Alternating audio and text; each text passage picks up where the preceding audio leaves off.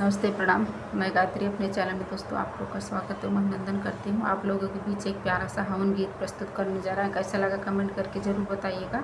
जो गलती हो क्षमा करिएगा दोस्तों। पसंद आए तो लाइक सब्सक्राइब ज़रूर करिएगा।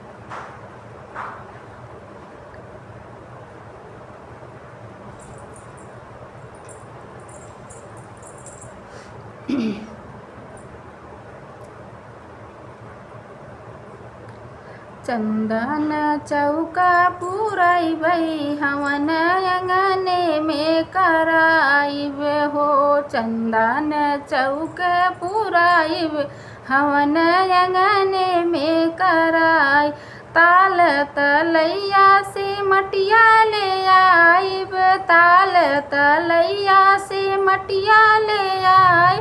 मटिया से बेदिया बनैबै हवन अंगने में कराइब हो।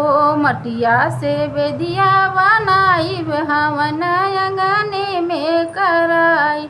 चंदन चौक पुराइब हवन अंगने में कराइब हो। चंदन चौक पुराइब हवन अंगने में कराई। गैया के गोबरा से अंगना लिपाइब, गैया के गोबरा से अंगना लिपाइब। घियवा के दियना जराइबै हवन अंगने में कराइब हो। घियना के दियना जलैबै हवन अंगने में कराई। चंदन चौक पुराइब हवन अंगने में कराई। मलिया के घरवा से फुलवा मंगाइब, मलिया के घरवा से फुलवा मंगाई।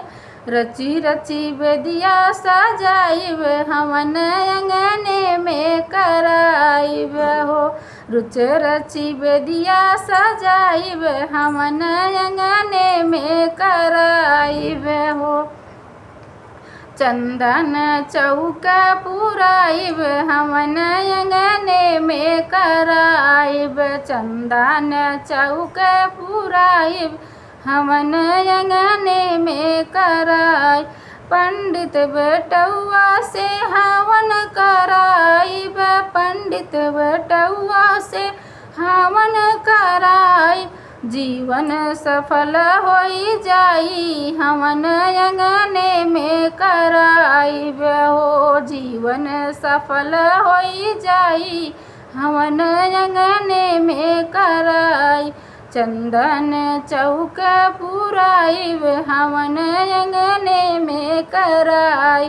चंदन चौक पुराइब हवन अंगने में कराई।